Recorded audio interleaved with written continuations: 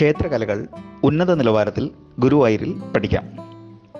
ക്ഷേത്രകലകളുടെ പഠനത്തിനും ഗവേഷണത്തിനും ഗുരുവായൂർ ദേവസ്വം ബോർഡ് പഠനകേന്ദ്രം തുടങ്ങുന്നു. Institute of Vedic and cultural studies എന്ന പഠന ഗവേഷണ കേന്ദ്രം ആരംഭിക്കാൻ സർക്കാർ അനുമതി നൽകി. ക്ഷേത്രകലകളുടെ പഠനം, ഗവേഷണം, വൈദിക ക്ഷേത്രകലാ പാരമ്പര്യ വിഷയങ്ങളിൽ ബിരുദ പഠനവും ഫെലോഷിപ്പോടെ ഗവേഷണം എന്നിവയ്ക്കാണ് കേന്ദ്രം.